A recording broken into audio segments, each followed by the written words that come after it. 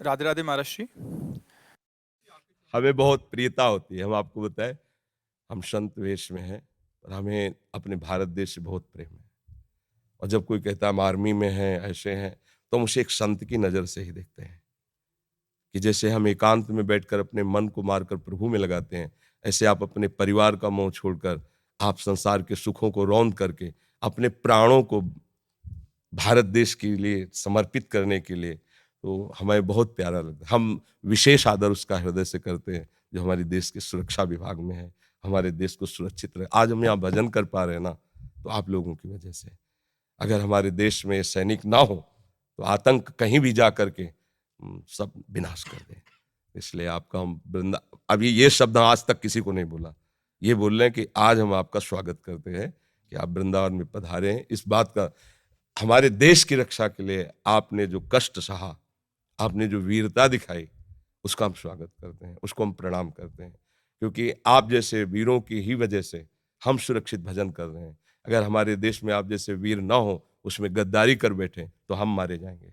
हम जितने भारतवासी चैन से तभी सोते हैं जब आप बेचैन होकर रात में जागते हैं, हर समय तैनात रहते हैं, हर समय भय है, विपक्ष कभी भी कहीं से वार कर सकता है।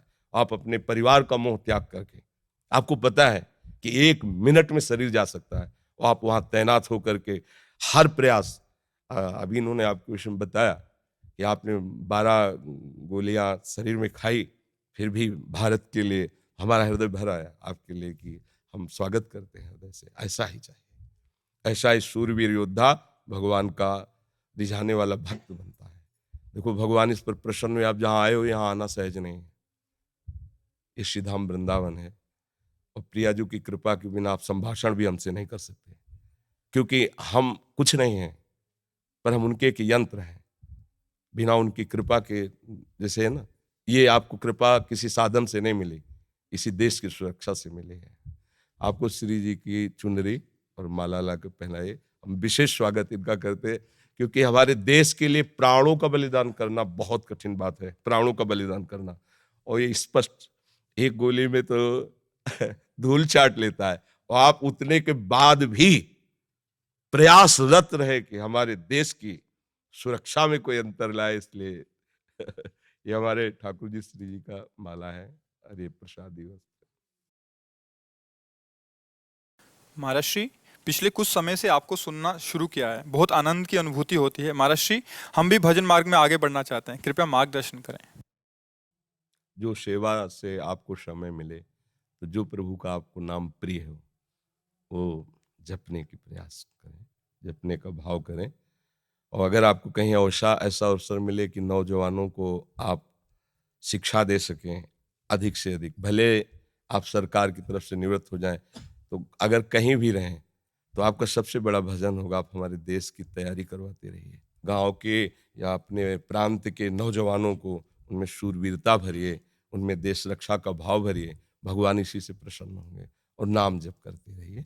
और सत्संग सुनने से है कि असत धारणाएं नष्ट हो जाती हैं, वास्तविक बात समझ में आती। एक दिन शरीर तो जाएगा ना, तो अब जहां जाना है उस ठिकाने, देखो कितनी कृपा आपके ऊपर है कि आपने वो प्राप्त किया है। देखो, बड़े बड़े पदों में बैठना भी पुण्य का काम है, लेकिन हम उसको उतना आदर नहीं देते, क्योंकि हम बैरागी हैं, भगवत मार्ग के पति। लेकिन एक शूरवीर योद्धा को जो देश के लिए प्राण अर्पित कर रहा है, हम उसको उतना ही आदर करते हैं जितना एक सन्यासी महात्मा का आदर करते हैं। हमारे हृदय में उसके प्रति उतनी श्रद्धा है। जैसे सन्यासी अपने जीवन को समर्पित करके हर कष्ट सहता है, दूसरा नहीं जानता कि वो कितना अंदर से, बाहर की केवल बात आप जान रहे हो। जिन भोगों में आप जल करके गिरते हो, उन भोगों में जल कर वो चुपचाप सह रहा, जो वास्तविक मार्ग का प्रतीक है। ऐसे ही वो अपने देश के लिए हर मोह ममता का बलिदान करके लगा हुआ। और कितने ऐसे वीर हैं जिन्होंने प्राण त्याग दिए देश के लिए, हम उनको प्रणाम करते हैं। हाँ, अंदर से भावना से प्रणाम करते हैं। बस आप नाम जप करते रहिए और सत्य वस्तु की प्राप्ति की चाह कर लीजिए, तो ये जो समय गया बड़ा मंगल में गया। आगे जो जाएगा वो और महामंगल में जाएगा, क्योंकि शरीर छूटने के बाद यदि भगवान मिल गए ना, तो पूरी बात बन गई। इधर देश सेवा हो गई और उधर जीवन का लाभ मिल गया। यहाँ तो यश हुआ ही, यहाँ तो सम्मान है ही। कोई भी ऐसा नहीं जो तुम्हारा सम्मान न करे। पदाधिकारी का सम्मान होना मुश्किल हो सकता है, अगर थोड़ा भी भारत का नमक है तो एक बार तो सल्यूट मारेगा ही कि तुमने हमारे देश की रक्षा के लिए ऐसा कष्ट सहा, हम तुम्हें प्रणाम करते हैं। तो बस फिर हम ये चाहते हैं कि जो मालिक हैं संसार के, उनके सामने भी आपका स्वागत हो। आओ, हमारे बच्चे हो, आप हमारे पास आओ, इसके लिए नाम जप करना और हमारे देश के नौजवानों को वो शिक्षा देना जिससे वो भी हमारे देश की सेवा में तत्पर हो।